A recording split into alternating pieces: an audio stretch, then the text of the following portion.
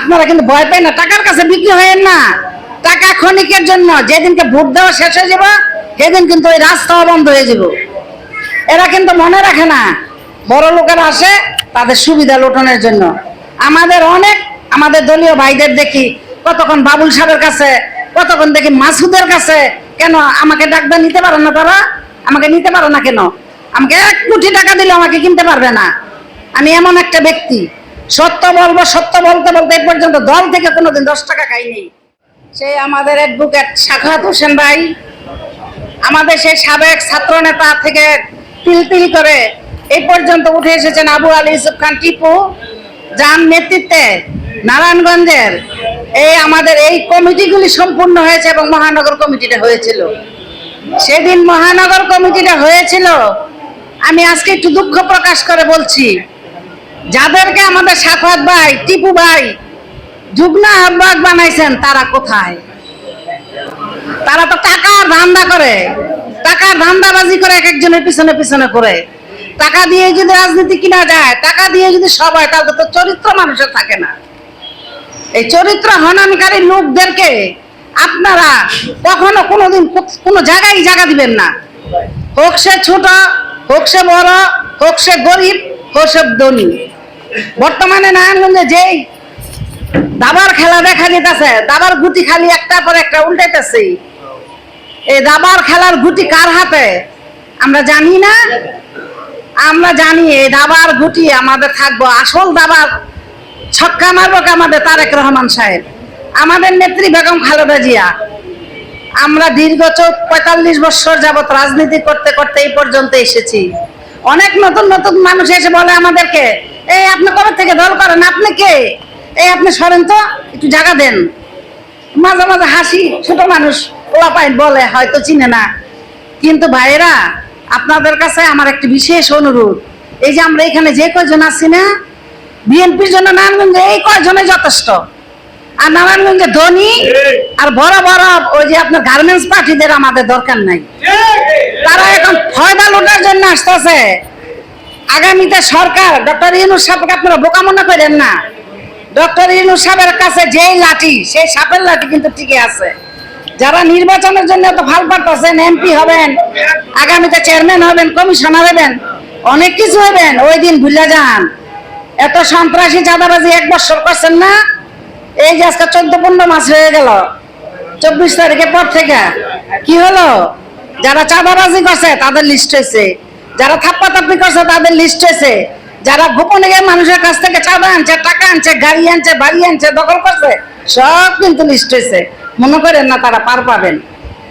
আমার আজকে এখানে আসার একটাই অর্থ, আমি দীর্ঘদিন ধরে দলের সাথে সময় দিতে পারতাছি না, কারণ আমি অসুস্থ ছিলাম। তো যাই হোক, আপনারা কিন্তু ভয় পাই না, টাকার কাছে বিক্রি হয়েন না। টাকা ক্ষণিকের জন্য, যেদিনকে ভোট দেওয়া শেষ হয়ে যাব সেদিন কিন্তু ওই রাস্তাও বন্ধ হয়ে যাব।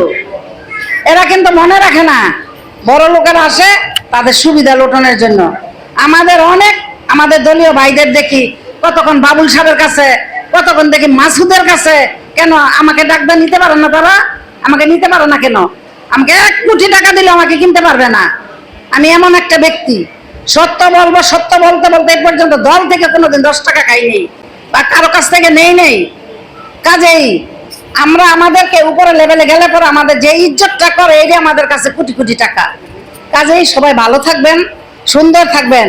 আমি আপনাদের কাছে আহ্বান জানাচ্ছি, এই যে সাখাওয়াত ভাই, এই দুঃসময়, এই যে টিপু, এই 17টা বছর কিনা করছে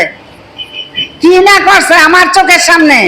আপনারা জানেন না, যখন ম্যাডামকে জেলখানায় নিয়ে যায়, তখন এই টিপুই কিন্তু আমাকে নিয়ে গেছিল সে খন্দকার দেলোয়ার সাহেবের এখানে। তখন কিন্তু নারায়ণগঞ্জের কোনো তেমন পাবলিক দেখি নাই। ওই সময় আমরা রিস্ক নিয়ে আমরা গেছি। তা আমি কি এখন অস্বীকার করবো যে টিপু কই থেকে আইছে? টিপু ফরিদপুর তাইছে, চাঁদপুর তাইছে, সাখাওয়াত ভাই মুন্সিগঞ্জের তাইছে। ওদিকে অস্বীকার করলে হবে না। তবে দল উপর থেকে যেইভাবে আমাদেরকে কমিটি গিলিয়ে খালি লাড্ডুর মতন ঘুরাইছে, তারা টাকা নিছে, কমিটি দিছে, টাকা নিছে, কমিটি দিছে। ওই দিন ভুল্লা যান, টাকা দিয়ে নমিনেশন হবে না। যদি নমিনেশন হয় টাকা দিয়ে, তাহলে আগামীতে আমার মনে হয় বাংলাদেশে 50টা সিটও বিএনপি পাবে না। কাজেই আপনারা সোচ্চার থাকবেন। আমরা ডাইল ভাত খাবো, আমরা যে যে ব্যবস্থা ভেবে থাকবো, কিন্তু মিলেমিশে থাকবো।